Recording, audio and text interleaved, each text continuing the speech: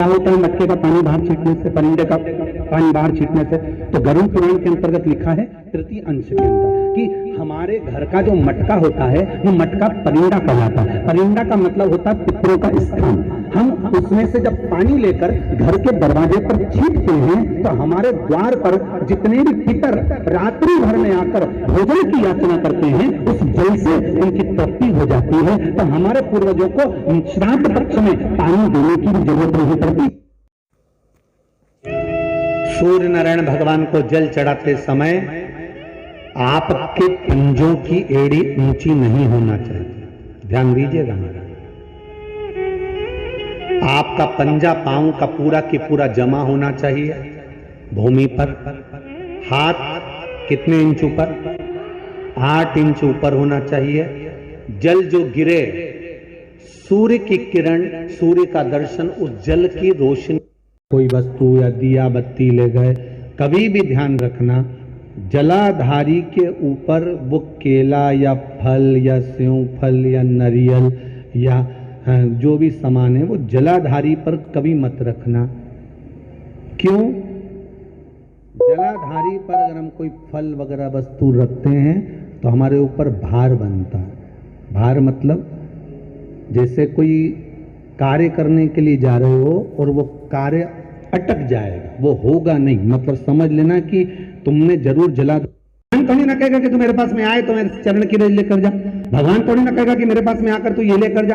भगवान तो कहेगा मेरे पास में आया है, मांगना कुछ मत, बस मुझे जो स्नान कराया है मेरा चरणोदक लेकर जा, छीट दे पूरे घर में, संपदा भरना मेरा काम है। जहां मेरी चरण की रज पहुंच गई वहां संपदा स्वतः पहुंचती है, मैं वहां पहुंच जाता हूं। तो चरणों तक ले जा। पर लोग ले जाते हैं, पूजन करते, कलश भी उंडेलते, जल भी चढ़ाते, पर आते समय खाली लेकर आ जाते। भगवान को इतना बुरा लगता, मेरे दरवाजे से खाली जाए मुझे कितना बुरा लगेगा। जो आए वो भर कर जाए, भले 2 बूंद लेकर आओ पर उसमें चरणों तक थोड़ा सा लेकर अवश्य आए। हमारी माताएं बड़ी प्रेम से कहती हैं, आप लोगों के मन में भी ये बात जरूर होगा, जितने लोग टीवी पर कथा सुन रहे हो, फेसबुक पर श्रवण कर रहे हो, आपने भी सुना होगा, घर की जो माताएं होती हैं, कभी भी घर का रसोई घर का बर्तन जिसमें सब्जी बनाई है, 50 लोग अगर जिमने आ रहे हैं और कह दिया आज का निमंत्रण है, 50 लोगों का पार्टी है, ये है वो है, सुहागिल है या ब्राह्मण भोज है, तो वो जो खीर का पात्र होगा, जो बर्तन होगा, जो सब्जी का पात्र होगा, माँ उसको खाली जल्दी नहीं करती है। भले उसमें सब्जी थोड़ी ना थोड़ी पड़ी रहने देगी, जब तक सब जिम कर नहीं चले जाएंगे तब तक उसमें पटक कर रखेगी। क्यों? क्योंकि उसमें उसकी बरकत है। उसी तरह जल चढ़ाने के बाद हम जब लेकर आते हैं पात्र के अंदर, ये उसमें उसकी बरकत है। गर्ग संहिता में दूसरी चीज कही, उसको भी समझ लीजिए। गर्ग संहिता में कहा गया, जब आप घर से जल लेकर जाते हो भरकर, तो ये सृष्टि की जितनी नदियां हैं, पृथ्वी पर जितनी नदियां विद्यमान हैं, जितने तालाब, जितने सरोवर, जितने कुंड, जितने विराजमान हैं, उन सारे तीर्थों का जल जब आप घर से लेकर निकलते हो तो तीर्थ का संपूर्ण जल आपके कलश में आ जाता है। और जब आप उस जल को शिव पर समर्पित कर देती हो और 2 बूंद चरणादक लेकर जब जाती हो, तो शिव महापुराण गर्ग संहिता पद्म पुराण कहती है वो जल साधारण नहीं रहता, वो गंगा जल बनकर तुम्हारे घर को पवित्र करने के लिए पहुंच जाता है। वो पवित्र गंगा जल बन जाता, उसको लेकर प्रवेश कर जाता, उसको लेकर पहुंच। 3 तरह का जल शिव को समर्पित होता है और वो तीनों तरह के जल का अलग अलग भाव है हमारा। पहला जल सादा, घर से पानी लेकर गए, जल लेकर गए, शंकर को चढ़ाया, वो हमने घर का अपना एड्रेस बता दिया, भगवान शिव को जल चढ़ाकर अपने आनंद के लिए शंकर से कुछ प्राप्त कर लिया।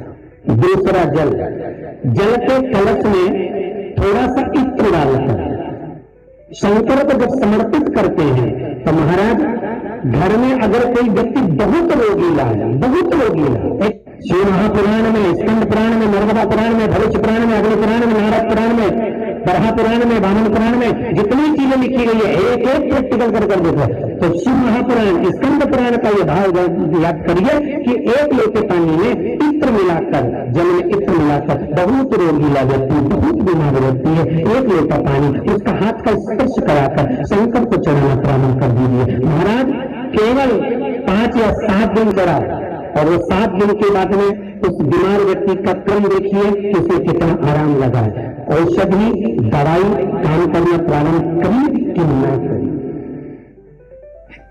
केवल इत्र समर्पित, इत्र का जल। तो पहला जल सादा, दूसरा जल है इत्र का, और महाराज तीसरा जल जो शिव महापुराण के अंतर्गत कहा गया है बेल पत्र का जल।